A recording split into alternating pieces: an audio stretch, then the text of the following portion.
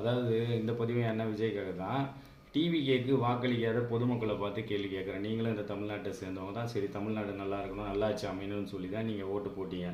அந்த ஓட்டால் ஜெயித்தவங்க எம்எல்ஏக்கள் இன்னைக்கு கும்பல் கும்பலாக சேர்ந்து எப்படிலாம் பேசி கேலி கிண்டல்லாம் பண்ணின்னு சுற்றினுக்கிறாங்க. சரி, அவங்க டிவிகேவையும் விஜய் அண்ணனையும் பழி வாங்குறாங்க. சரி, ரைட்டு விடுங்க, அது அரசியலில் சகஜம். உங்கள் பொண்ணான வாக்குகளை நீங்கள் அவங்களுக்கு செலுத்தினீங்களே, அந்த வாக்கோட அருமை அவங்களுக்கு தெரியுதா? சரி, அதை வச்சு உருப்படியாக ஏதாவது ஒன்று பண்ணணும், அதுவும் பண்ணல.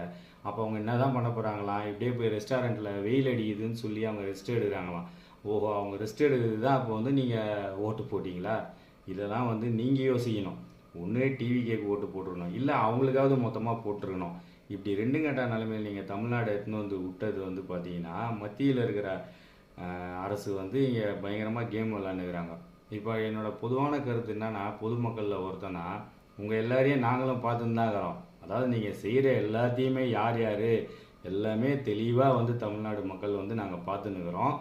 ஒரு வெறுப்பு அரசியலில் வந்து இனி நீங்கள் மக்கள் மனசில் வந்து பதிச்சிட்டீங்க, ஸ்ட்ராங்காக பதிச்சிட்டீங்க. இது என்ன ஆக போகுதுன்னா, இதுதான் உங்களுக்கு கடைசி ஓட்டு.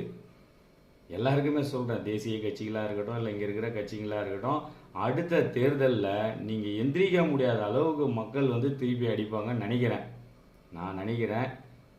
அதாவது உங்கள் மேலெல்லாம் இருந்த கொஞ்ச நெஞ்ச மரியாதையும் போச்சு. ஒன்று வரேன்னு சொல்லணும், இல்லை வரலன்னு சொல்லணும்.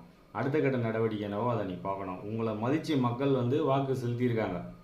நாங்கள் வந்து விஜயண்ணனை மதித்து வாக்கு செலுத்தியிருக்கோம். அவர் அவ்வளோ கஷ்டப்பட்டுனுக்கிறார் ஆட்சி அமைக்கிறதுக்காக. நீங்களாம் நடனா நாங்கள் வெயில் அடிக்குது ரெஸ்ட் எடுக்க வந்தோம், யோசிச்சு சொல்கிறோம், நாங்கள் நம்ம 60 நாள் கழித்து பார்ப்போம்.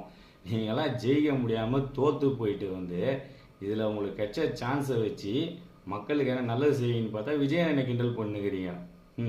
யார் இப்போ காமெடி பீஸுன்றது உங்களுக்கு இந்த எலெக்ஷன்லாம் விட்ருங்க. நீங்கள் அடுத்த எலெக்ஷனில் நீங்கள் தெரிஞ்சுப்பீங்க. நன்றி, வணக்கம்.